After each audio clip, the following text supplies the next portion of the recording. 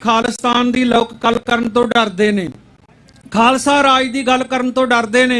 ये गल मत भुलो कि जो पंजाब नहीं सी बनिया उदों पंजाब जिंदाबाद का नारा लाने वाले किन्नी पाबंदी सी उस ते, इन्नी पाबंदी खालिस्तान जिंदाबाद कहण वास्ते भी नहीं होएगी जिन्नी पंजाबी सूबा जिंदाबाद कहण वास्ते हुंदी हीगी।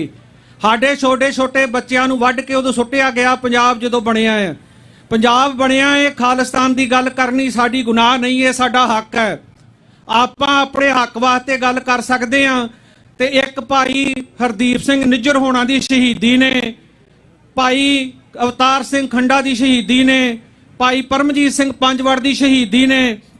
एक बारी सारे संसार दे विच फिर खालिस्तान की गल नूं जिहड़ा ओह तोरिया है, उन्हां दा जिहड़ा खून डुल्ला है शहीदां दा ओह फिर रंग लिआया है। अज जिहड़ा कोई कहिंदा सी 2 बंदे जां 4 बंदे खालिस्तान की गल करते ने, अज एक छोटे शहर दे विच एक कैलीफोर्निया स्टेट अमेरिका की एक स्टेट दे विच ਲੱਖਾਂ ਦੇ ਹਿਸਾਬ ਨਾਲ ਖਾਲਿਸਤਾਨ ਦੇ ਨਾਂ ਤੇ ਵੋਟਾਂ ਪੈ ਜਾਣੀਆਂ।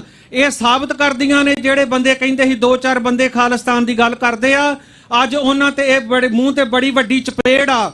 ਅੱਜ ਵਾਸ਼ਿੰਗਟਨ ਡੀਸੀ ਦੇ ਸਾਹਮਣੇ ਇੱਥੇ ਖਲੋ ਕੇ ਤੇ ਆਪਾਂ ਇਹ ਗੱਲ ਕਰ ਰਹੇ ਹਿੰਦੁਸਤਾਨ ਦੇ ਹਿੱਕ ਦੇ ਉੱਤੇ ਖਾਲਸਾ ਸੱਪ ਦੀ ਤਰ੍ਹਾਂ ਉਹ ਭੁਚੰਗੀ ਦੀ ਤਰ੍ਹਾਂ ਲੇਟੂਗਾ।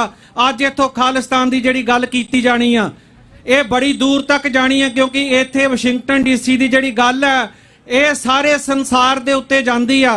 और दूसरी गल अहीं मोर्चे लाउण दी गल करदे आ, मोर्चे जरूर लाउणे चाहीदे आ।